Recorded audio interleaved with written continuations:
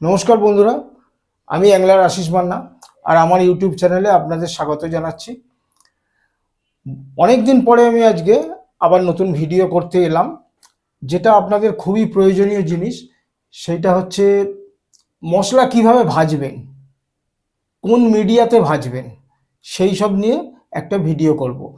আর সব মশলা কিছু আছে ঘিতে ভাজা, কিছু আছে বালিতে ভাজা, কিছু কিছু আছে শুকনো খোলায় ভাজা, কিছু আছে মানে শুকনো কড়াইতে ভাজা, কিছু আছে আবার শুকনো মানে রৌদ্রে গরম করে শুকনো গুঁড়ো করা। তার মধ্যে প্রথম যেগুলো শুকনো কড়াইতে ভাজা হবে সেই দুটো জিনিস আছে আমার কাছে, যেমন ছোট মেথি আর এইখানে আছে সাদা তিল। এই সাদা তিল আর ছোট মেথিটা আমি আগে ভেজে দেখাচ্ছি।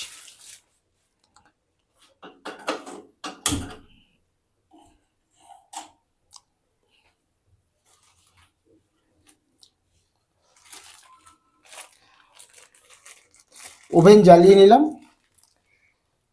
এইবারে আমি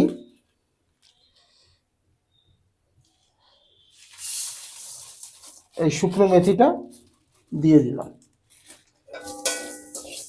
এইটা লক্ষ্য রাখবেন বন্ধুরা, খুব যেন পুড়ে না যায়, লাল যেন না হয়, সেই দিকে একটু নজর রাখবেন।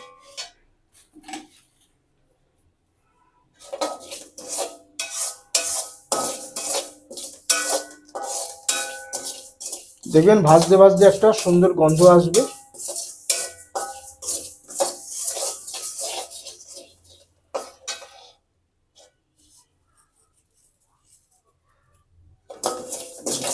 গরম হয়ে গেছে মোটামুটি। যে কোনো মশলা ভাজবেন কোনোভাবেই যেন পুড়ে না যায়, সেইটা আপনারা লক্ষ্য রাখবেন। আর এই শুকনো কড়াইতে যেগুলো ভাজবেন সেগুলো ফ্লেমটা লো করে দেবেন। ওভেনের ফ্লেমটা লো করে দেবেন, তাহলে দেখবেন পোড়ার চান্সটা থাকবে না।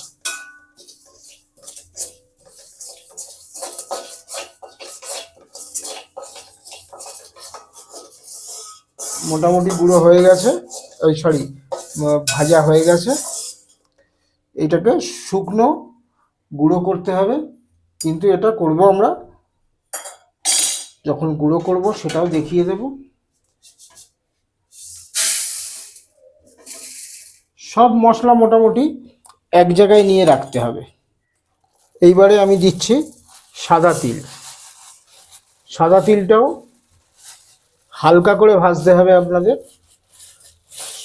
মনে রাখবেন বন্ধুরা, সাদা তিল কখনো বেশি ভাজবেন না, বেশি ভাজলেই কিন্তু এটা তেতো হয়ে যাবে, খুব তেতো হয়ে যাবে। ওই জন্য সাদা তিলটা অল্প করে ভাজবেন।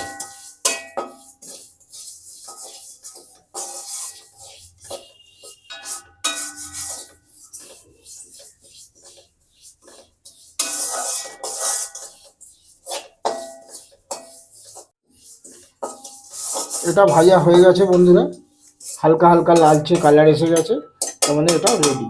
এটা আমরা নামিয়ে নেবো এবারে। বন্ধুরা, এইবারে যে মশলাগুলো ভাজবো সেটা জেনারেলি এই বালিতে, এইটা লাল বালি।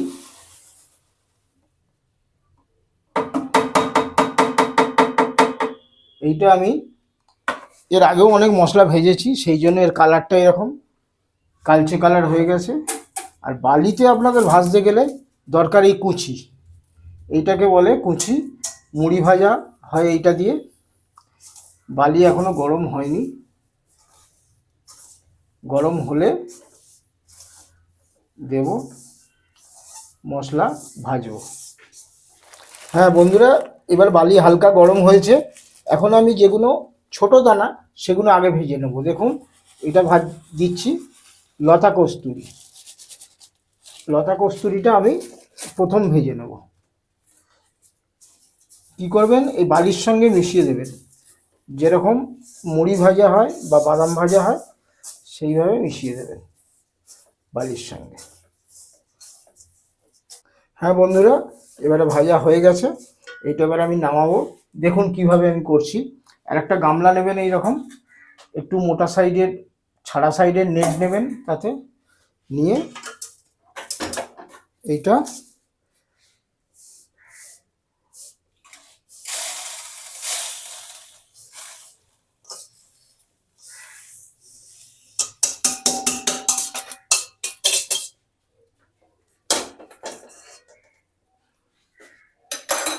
দেখুন এইভাবে একটু ছেড়ে নেবেন,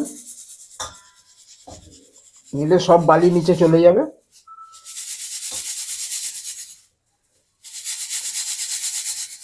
শুধু আপনার এটা পড়ে থাকবে।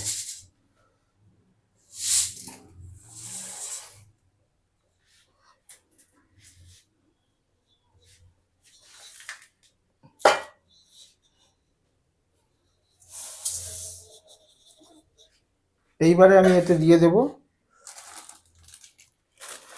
তাম্বুল। তাম্বুলটা দিয়ে দেব।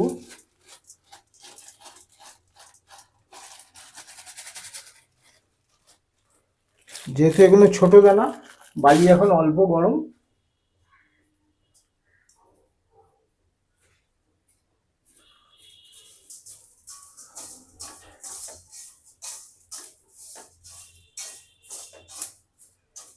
ভিডিওটা আপনারা স্কিপ না করে পুরো ভিডিওটা দেখবেন, তাতে আপনাদের আর অসুবিধা হবে না, সব কিছু আপনারা ভালোভাবে শিখতে পারবেন।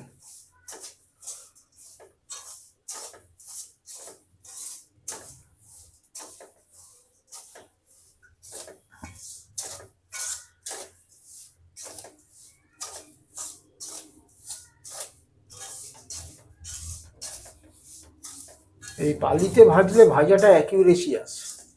কিছু জিনিস আছে আবার ঘিতেও ভাজতে হবে, সেটাও বলে দেবো।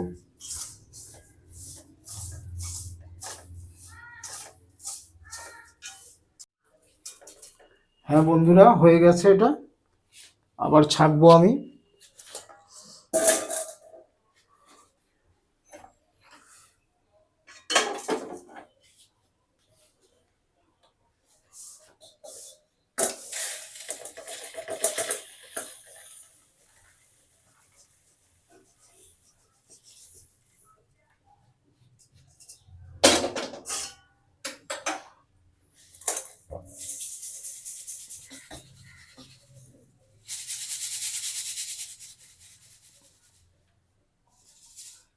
সুন্দর গন্ধ এসে গেছে, দিয়ে দিলাম এখানে।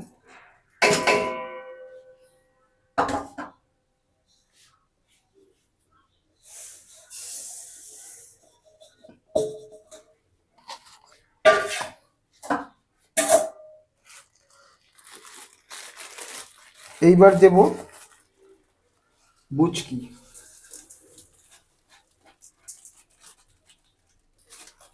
বুচকি দানা দিয়ে দিচ্ছি এবারে।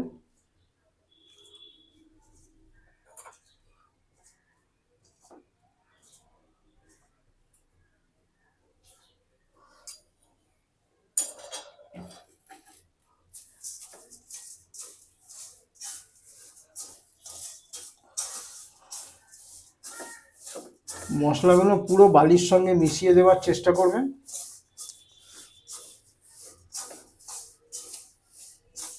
আর এতে আপনাদের শুকনো খোলার ভাজার থেকে প্রথম কথা ভালো তো হবেই, দ্বিতীয় কথা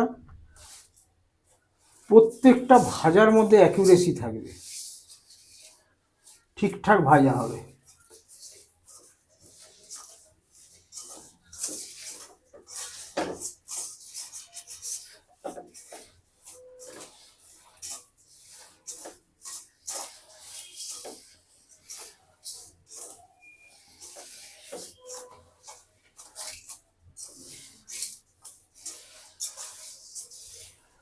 সবসময় যখন মশলা ভাজবেন, প্রথমে টোটাল বালির সঙ্গে মিশিয়ে দেওয়ার চেষ্টা করবেন, তাতে তাড়াতাড়ি ভাজা হয়ে যাবে। আর একটা জিনিস বলে দিই, এই ছোটো ছোটো ভাজাগুলো দেখবেন, ভাজা যখন কমপ্লিট হয়ে আসবে একটু ফুট ফুট করে ফাটার আওয়াজ বেরোবে, ওটাও একটা সিম্বল। এই আওয়াজ হচ্ছে অলরেডি ভাজা হয়ে গেছে। আওয়াজ এসে গেছে। আর মশলা জেনে রাখবেন, একটু যদি কাঁচা থাকে তাতে কিন্তু ক্ষতি নেই, কিন্তু যদি একটু বেশি পুড়ে যায় তাতে কিন্তু মশলা অনেক ক্ষতি। আমি নামিয়ে নিচ্ছি। কত কম সময়ের মধ্যে সব হয়ে যাচ্ছে দেখুন।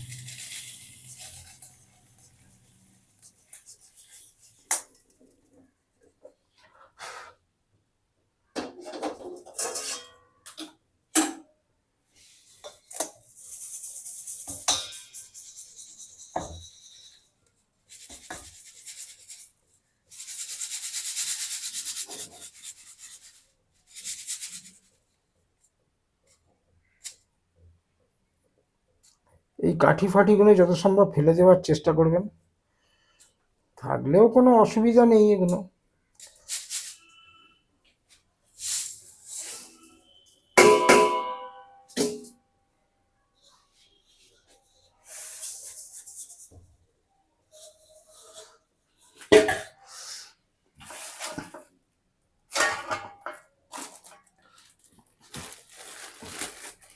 এইবারে দিয়ে দিচ্ছি আউবেল।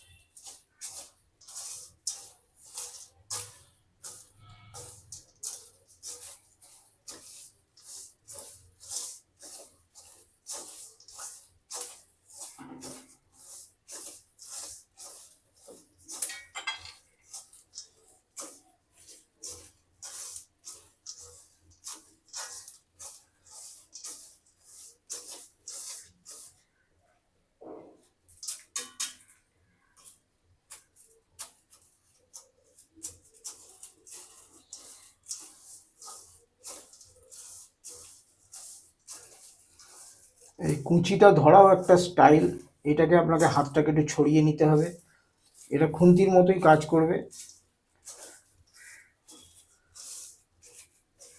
হ্যাঁ, আপনারা বলতে পারেন যে খুন্তি দিলে হবে না, অবশ্যই হবে, কিন্তু এটা যেহেতু এটার মধ্যে ফাঁকা ফাঁকা আছে, একটা থেকে বালি আর একটায় গিয়ে আর একটায় চাপা হয়ে যায়।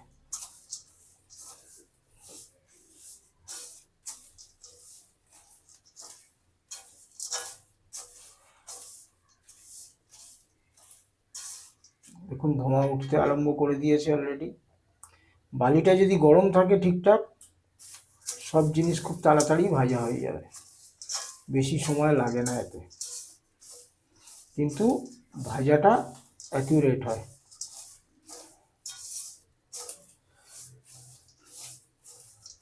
বন্ধুরা, আমার চ্যানেলটা যদি ভালো লাগে আপনাদের, অতি অবশ্যই সাবস্ক্রাইব করে দেবেন, লাইক করবেন এবং অবশ্যই বেল আইকনটা প্রেস করে দেবেন।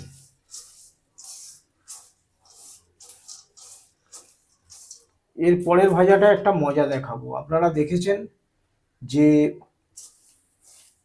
ছোট কাঁকড়া আপনার ঘিতে দিলে, ঘি অথবা তেলে দিলে সেটা ফুলে ফুলে বড় হয়ে যায়।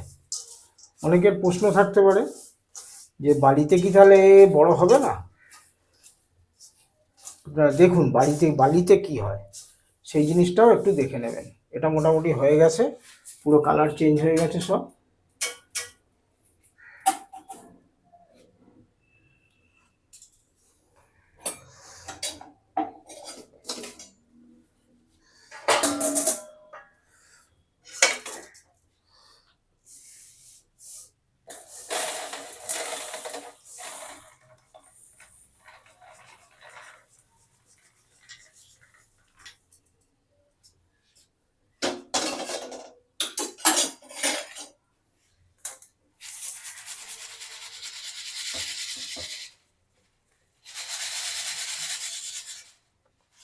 আউবেল ভাজা কমপ্লিট।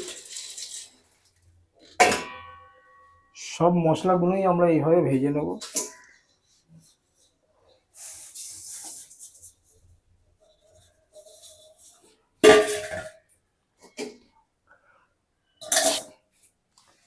এইবারে দেব ছোট কাঁকড়া।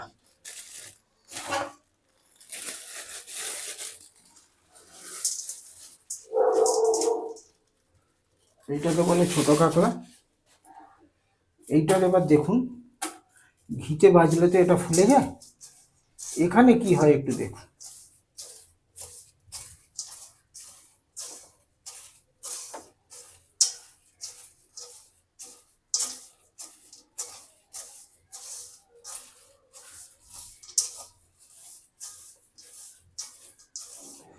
কড়াইতে ঘি দিয়ে কাঁকড়া ভাজলে সব জায়গায় তাপটা সমান পরিমাণে লাগে না, কিন্তু এইখানে বালিতে ভাজলে তাপটা কিন্তু ঠিকঠাক লাগে এবং ভাজাটাও ঠিকঠাক হয়।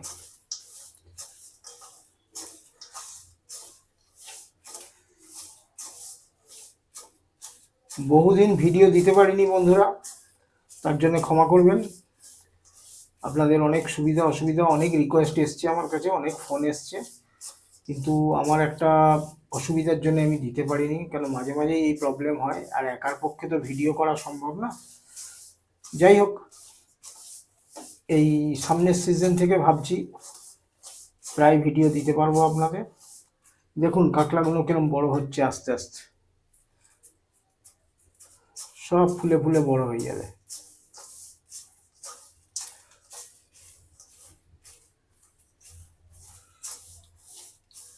যখন দিয়েছিলাম ছোলার মতো সাইজ ছিল, এখন সাইজগুলো দেখেন কিরম হচ্ছে।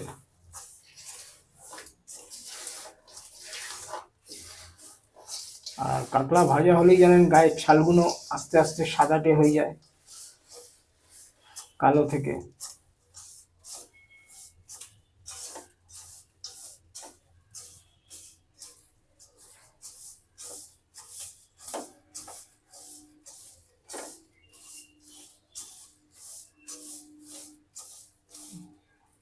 দেখুন কাঁকড়াগুলো কিরম বড় বড় হয়ে যাচ্ছে বলে।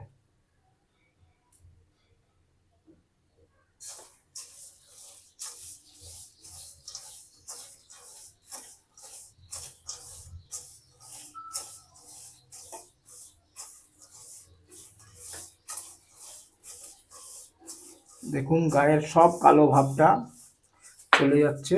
আপনারা এইটাই দেখে নেবেন, এইভাবে বানাবেন, আর কোনো ভুল হবে না।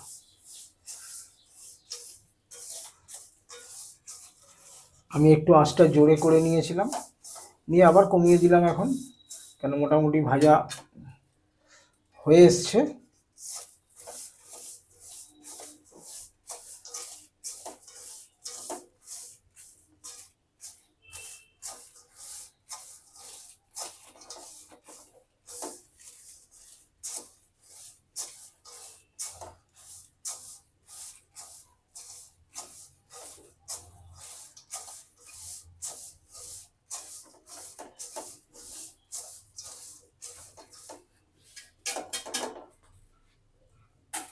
হয়ে গেছে, এবার ফুটফুট করে আওয়াজ হচ্ছে। কাঁকড়া ভাজা কমপ্লিট।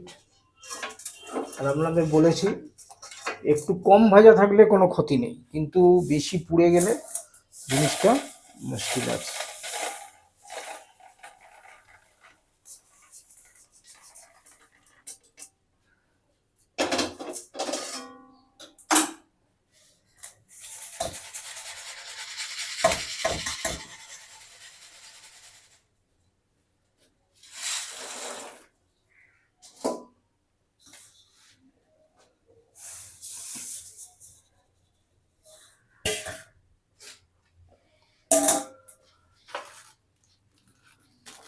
এইবার দিয়ে দিচ্ছি বড় কাঁকড়া। এটা হচ্ছে বড় কাঁকড়া, অনেকে ক্যাংলা বলে, যাদের যেখানে যেরকম ভাষা তারা সেরকম ভাবে বলে।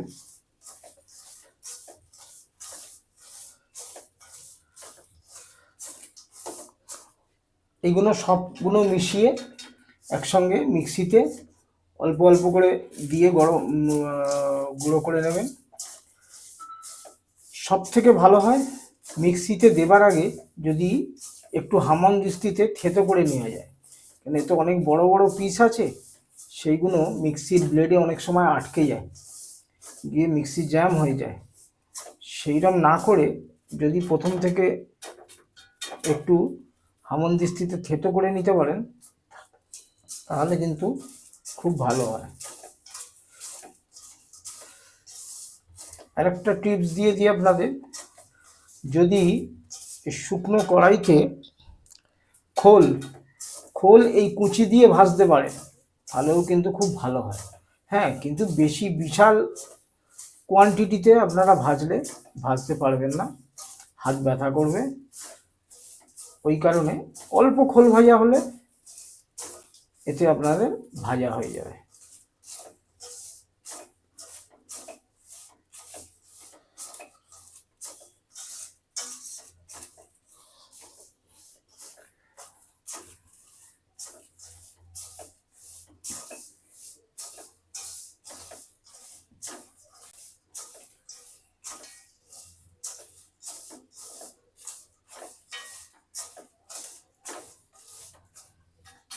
ছোট কাঁকড়া বড় হয়ে যায় বলে কিন্তু বড় কাঁকড়া গরমে দিলে বড় হয় না। ভাববেন যে বড় কাঁকড়া বড় হচ্ছে না, আরো বেশিক্ষণ ধরে ভাজি হবে, কিন্তু সেটা না, মোটামুটি হয়ে গেছে।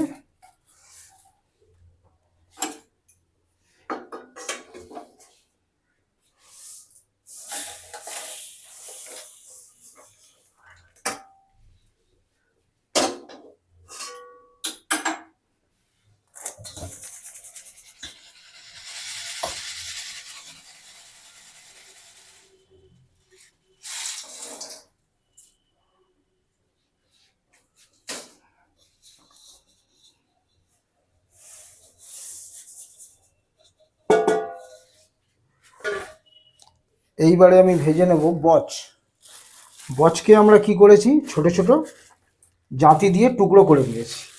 টুকরো করে নিয়ে এই বচটাকে এর সঙ্গে ভেজে নেব।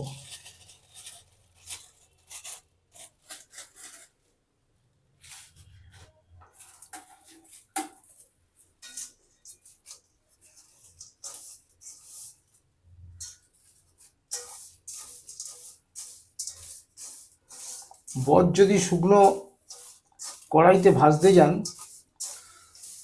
দেখবেন বচের পাশে, এটা লাল বচ না, এটা সাদা বচ, বচের পাশে পাতলা পাতলা আপনার গাছের পাতাগুলো থাকে, ওর সঙ্গে পাতা বা ছালগুলো থাকে, সেইগুলো কিন্তু আগুনে ধরে যায়, কড়াইয়ের মধ্যেই আগুন জ্বলে যায় ওগুলো। সেই জন্য এটা যদি বালিতে ভাজেন খুব সুন্দরভাবে ভাজা হবে।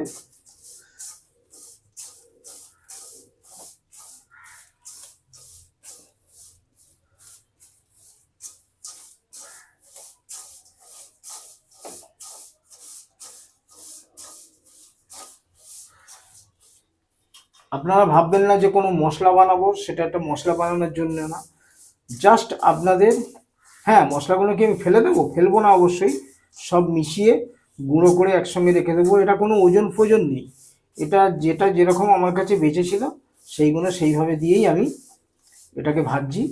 ভেজে শুধু ভাজাটা আপনাদের দেখাবো বলে, কিভাবে ভাজতে হয় সেই জন্যেই এই প্রসেসটা করা।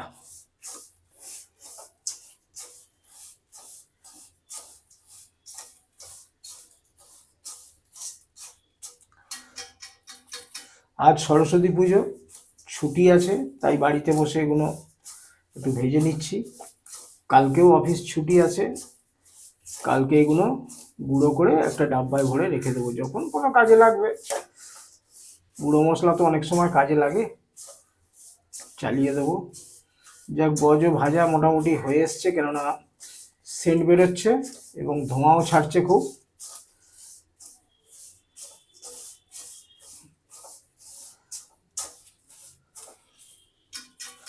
হয়ে গেছে ভাজা। যাক, আপনারা এই বালি গরম সবই সাবধানে করবেন, কাজের হাতকে বাঁচিয়ে যা কিছু করার করবেন। এই সাঁড়াশিটা একটু শক্তপোক্ত সাঁড়াশি নেবেন, নাহলে প্রবলেমে পড়বেন। দেখুন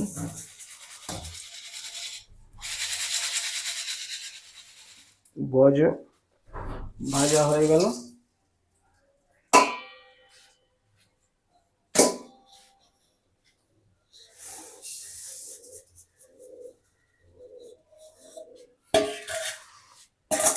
এইবারে দিয়ে দেবো একাঙ্কি। একাঙ্কিটা আমার কাছে অনেকটাই বেঁচে ছিল, হ্যাঁ প্রায় 150-র উপরে হবে। তবে এটা কিন্তু আমার গাছের একাঙ্কি না, এটা কেনা একাঙ্কি।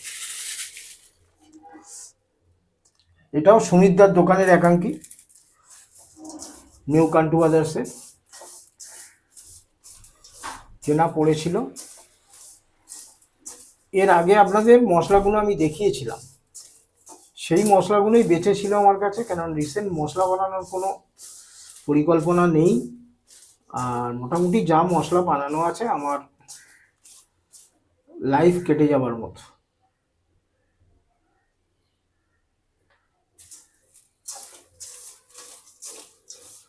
একাঙ্কি ভাজা হলে বুঝতে পারবেন এইগুলো লাল লাল হয়ে যাবে, এই যে সাদা আছে এইগুলো সব লাল লাল হয়ে যাবে। মানে লাল একদম ডিপ কালার লাল হবে না, কিন্তু এটা লালচে কালার আসবে, তখনই বুঝবেন একাঙ্কি ভাজা হয়ে আসছে। এরপরে আর একটা ভাজা আছে, সেটা কিন্তু বালিতে ভাজা না, সেটা একটু লক্ষ্য রাখবেন কিসে ভাজছি সেটা। এবং এই ভাজাটা খুব টাফ, খুব স্লো আছে ভাজতে হয়, আর ওটা ভাজতে হবে ঘিতে।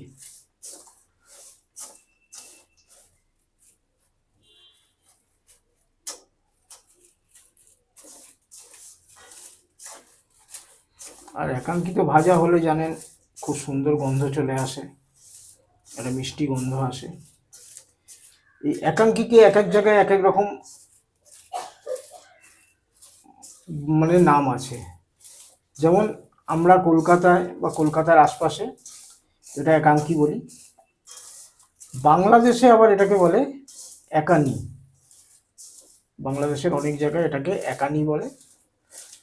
আবার মেদিনীপুর, আমাদের ওয়েস্ট বেঙ্গলের মেদিনীপুরের সাইডে এটাকে বলা হয় সফরকুচি। এগুলো সবই আয়ুর্বেদিক জিনিস। তবে এই একাঙ্কি গুঁড়োটা একটা জিনিস করেও মানুষ খায় দেখেছি আমি, বা আমি খেয়েওছি, সেটা হচ্ছে পানের সঙ্গে দিয়ে, সাদা পানের সঙ্গে একটু একাঙ্কি গুঁড়ো দিয়ে খেলে খুব সুন্দর স্মেল আসে মুখে, এবং খেতেও ভালো লাগে পানটা। যদি কোনোদিন সম্ভব হয়, যারা পান খান আমার কথা অনুযায়ী অল্প একটু একাঙ্কি গুঁড়ো করে নেবেন, কিন্তু সেটা ভেজে না, কাঁচাই কাঁচাই গুঁড়ো করে নেবেন, করে আর খেয়ে দেখবেন।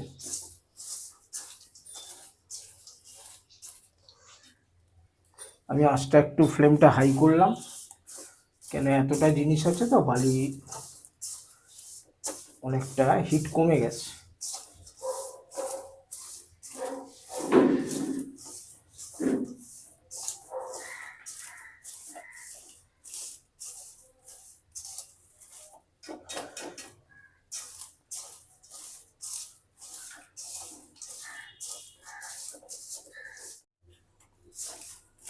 হয়ে গেছে বন্ধুরা ভাজা, দেখুন হালকা হালকা লাল লাল হয়ে এসছে সাইডগুলো। আমি একটা তুলেও দেখলাম, এরম করে ভেঙে ভেঙে যাচ্ছে, এই যে।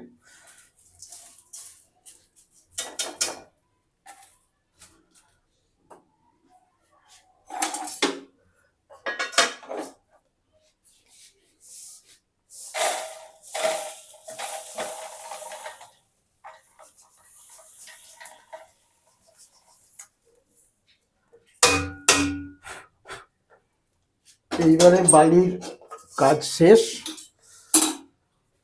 এইবারে যেটা আছে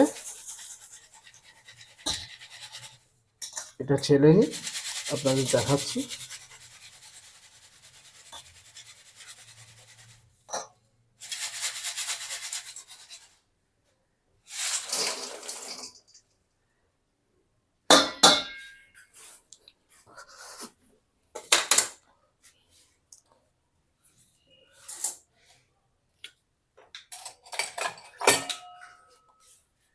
এর জন্য আপনাকে দিতে হবে 1 থেকে 1.5 চামচ ঘি।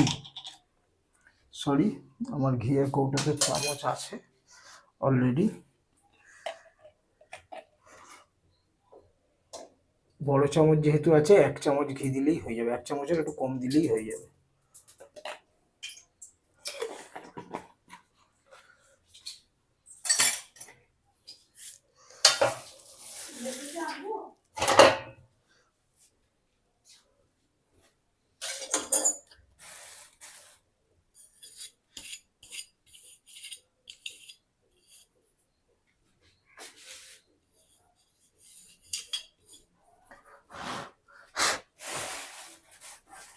নিয়ে যাও প্লাস্টিক।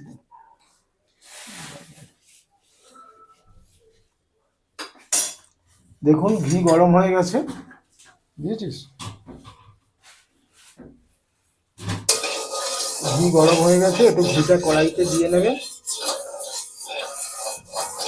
নিয়ে একদম ফ্লেমটা স্লো করে দেবেন। দিয়ে এইটা হচ্ছে আপনার জটা মাংসি। জটা মাংসিটাকে আমি খৈনি যেরকম কাটে সেরকমভাবে কেটে নিয়েছি, খৈনির মতো করে কেটে নিয়েছি। এটা কখনো শুকনো কলায় ভাজতে যাবেন না, আগুন জ্বলে যাবে। এই স্লো আঁচেই ঘি দিয়ে কড়ার মধ্যে ভাজবেন, একদম মচমচে হয়ে যাবে। কিন্তু জটা মাংসি কোনোদিনই আলাদাভাবে গুঁড়ো করতে যাবেন না, তাহলে সারাদিন লেগে যাবে আপনাদের, দেখবেন জটা মাংসি আর গুঁড়ো হচ্ছে না। কী করবেন না, জটা মাংসিকে আপনারা সব মশলাগুলো যেরকম ঢেলে রেখেছি ওখানে, দেখুন সব মশলা একসঙ্গে মিশিয়ে নেবেন। সব মশলা একসঙ্গে মিশিয়ে নেবেন, নিয়ে মিক্স একটু যদি হামনদিস্তিতে থেতো করে নিতে পারেন খুবই ভালো। নিয়ে এইবারে আপনারা মিক্সিতে অল্প অল্প করে দিয়ে গুঁড়ো করবেন আর চেলে নিতে থাকবেন, গুঁড়ো করবেন আর চেলে নিতে থাকবেন, দেখবেন খুব সুন্দরভাবে হয়ে যাবে।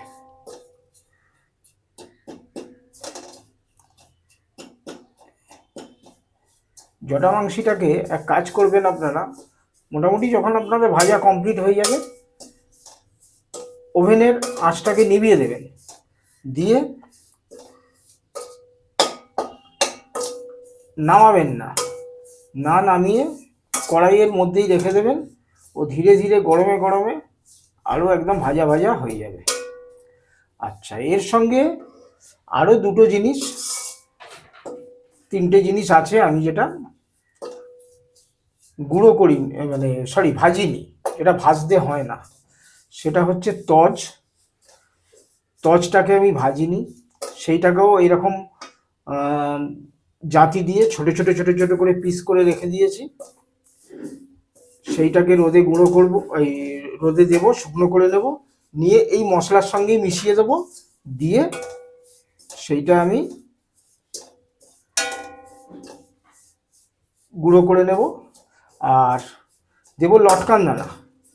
লটকান দানাটাও কী করব না, রোদে শুকনো করে নেব ভালো করে, নিয়ে লটকান দানাও আমি আলাদা গুঁড়ো করি, কিন্তু এর সঙ্গে যেহেতু গুঁড়ো করব একদম ঠান্ডা হয়ে গেলে মেশাবো, মিশিয়ে ওর যদিও ঠান্ডা হয়েই যাবে, কেন কালকে মেশাবো তো, একসঙ্গেই গুঁড়ো করে নেবো লটকান দানাটা। আর যেহেতু আমার আর অন্য মশলা বানানোর দরকার নেই, লটকান দানা যেহেতু আছে, আমি গুঁড়ো করে এর সঙ্গে রেখে দেবো, ওটা একটু লালচে লালচে ভাব হবে মশলাটা। আর একটা জিনিস আছে, দেবো পচা পাতা। পচা পাতাটাও রোদে ভালো করে শুকনো করে নেব, দিয়ে হাতে রগড়ালেই ওটা হাফের বেশি গুঁড়ো হয়ে যাবে। তারপরেই মশলার সঙ্গে মিশিয়ে রেখে দেবো, দিলে একদম খুব সুন্দরভাবে মিক্সিতে যখন গুঁড়ো করব গুঁড়ো হয়ে যাবে। এটা হালকাভাবে হোক, আমি আপনাকে ওই তিনটে জিনিস দেখিয়ে দিচ্ছি এনে। বন্ধুরা দেখুন, তজকে আমি এইভাবে ছোট ছোট টুকরো করে নিয়েছি জাঁতি দিয়ে। হ্যাঁ, একটু মশলা করতে গেলে একটু তো কষ্ট করতেই হবে। এটা আজকে রোদ খাইয়েছি, কালকে পুরো রোদ খাবে, খাওয়ার পরে ওইটার সঙ্গে মিশিয়ে ওইটা একটা মশলা কীভাবে গুঁড়ো করছি আলাদা একটা আমি ভিডিও দিয়ে দেব।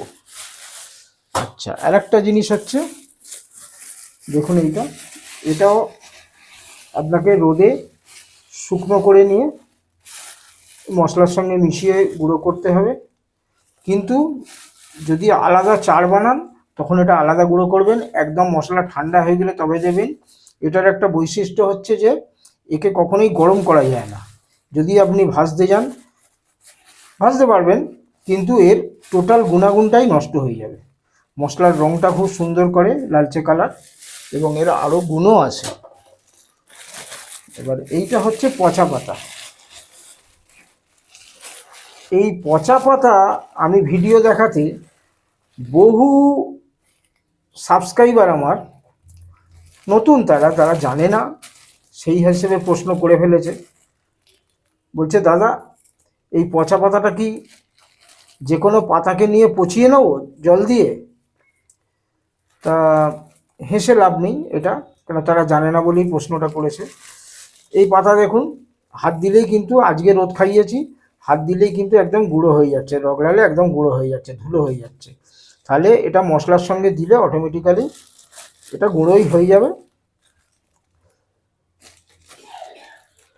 ও কাঠি ফাটি সব গুঁড়ো হয়ে যাবে, কোনো চিন্তা নেই। ফলে আপনারা এই তিনটে জিনিস দেখে নিলেন, এইগুলো কিন্তু ভাজা হবে না, কোনোভাবেই ভাজা যাবে না।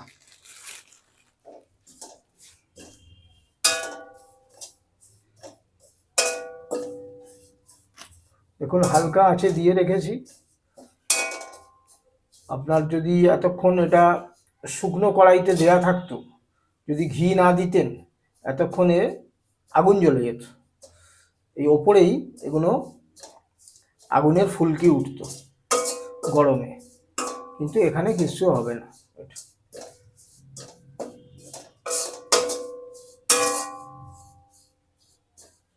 আর এই অল্প ঘিতে এটা ভেজে নিয়েছি বলে ওই গুঁড়ো মশলার সঙ্গে একসঙ্গে মিশিয়ে গুঁড়ো করবেন, চালার সময় কোনো অসুবিধা হবে না, ভালোভাবেই ছেলে নিতে পারবে।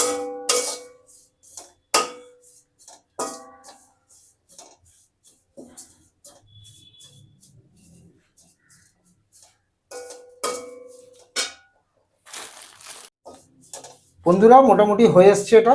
এবার আমি গ্যাসের ওভেনটা অফ করে দেবো, কিন্তু কড়া থেকে নামাবো না, এটা এখন এরম থাকবে, এটা এরম থাকবে, আরও কড়কড়ে হয়ে যাবে। এই গরমটা, এই হিটটা নেবে এর মধ্যে, কিন্তু পুড়বেও না, যেহেতু ওভেন বন্ধ করা থাকবে, পুড়বে না। এইভাবে আমার পাশে থাকুন, ভিডিওগুলো দেখতে থাকুন, চ্যানেলটিকে সাবস্ক্রাইব করুন, ভালো লাগলে লাইক করুন, শেয়ার করুন। নমস্কার, ধন্যবাদ।